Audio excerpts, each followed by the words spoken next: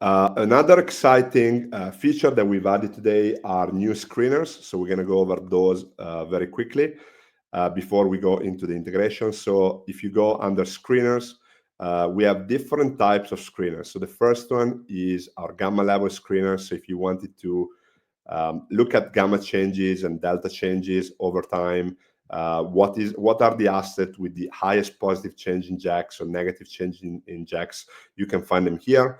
We have our gamma levels, so you can screen for companies that are approaching any of the key levels that we provide right there: core resistance, put support, and so on. We have open interest volatility, and now we have our Q score. So we're going to go over that because this is going to bring you guys a lot of value. So first, let's go into what the Q score is. So the Q score is found at the top of the dashboard, and it's basically the mentor Q rating system that we apply for every asset that we cover. So we look at the asset and we look at the word and we divide it into 4 different factors. One is option, volatility, momentum, and seasonality. The score normally goes from 0 to 5, where 0 is a bearish bias, 5 is a bullish bias. But our seasonality score goes from -5 to +5, where -5 is a very negative seasonality and a +5 is a very positive seasonality. So the goal of these scores is really to potentially predict where the price could go by looking at those 4 factors. So for example, you could use our option and momentum score to potentially look at change in trend. You could look at volatility to understand if it's a good time to sell or buy options. And you can look at seasonality, where you're integrating the past 20 years of data to potentially predict the next 5 days of price action. All of these scores are also backdated, so we can also look at the history. So for example, let's take NVIDIA, for example. There was a lot of movement on NVIDIA yesterday. So let's look at NVIDIA. And let's go over the Q score. So we are very bullish on the option side. We are still neutral on volatility. So volatility is neither high or low. Very strong on momentum, and we are positive on seasonality. So now here, what you can see, for example, let's look at the option score, right? So let's look at this delta shift. So we went from a very negative option score a few weeks ago, like a month ago maybe, and in a few days, we went from a 0 to a 4. So always look at this change in option activity, because as you can see, this could have been the start of a nice trend. So this was a very predictive move that could have given you a really nice, strong return, 20-30% return right there from this moment onwards right here. The same thing we can do with our momentum score. So what you can see here is we move from a very bearish momentum to a neutral or slightly positive momentum. And again, this was the start of the trend. So if you combine the momentum score, the option score, and then of course the other scores, you can get a great idea on where the price could go. But now, of course, you don't want to go and look at each stock one by one. You want to find ideas that you can implement. So let's go back to our screeners and let's go in our Q score screeners. So the way we structure this is we are giving you 4 screeners for every score.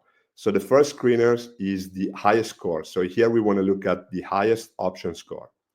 So this is going to look for the stocks, ETFs, or indices that are going to show the highest option score. So for example, we have our SPX, NVIDIA, Google, Meta, Palantir, QQQ. So those are really experiencing a 5 or very bullish option score. And we provide you with the first 50 names that have the highest option score, so you can filter that.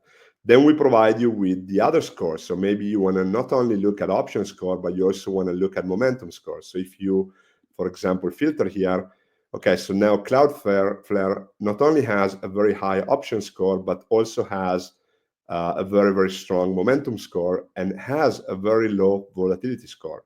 So again, this can give you a very good idea of what the asset could be. So I could actually go click and go and look at Cloudflare in this case, for example.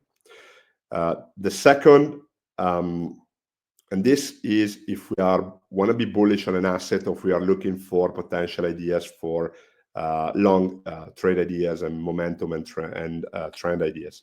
We can also look at the lowest option score, so assets that are experiencing a bearish bias coming from the option.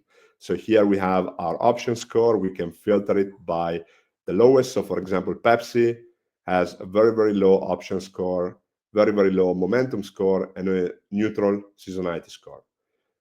On the right-hand side, we also see our gamma conditions. So we are in negative gamma, and we have a 17% implied volatility. So again, really interesting information. You can also click on the ticker and then go back and analyze it into the dashboard, right? So here you can see all the different models on Pepsi in this case, and then you can look at our swing model, our skew, so you can see where we are with the asset. And again, it took us literally 30 seconds to find a potential idea here. But we go one step further. So not only you can see the highest option score and the lowest, what about if I want to see the asset that had the strong increase in option score in a positive and in a negative way? So here we have two other screeners, which is the highest option score 1 day increase. That basically shows you the change in option score from yesterday to the previous day.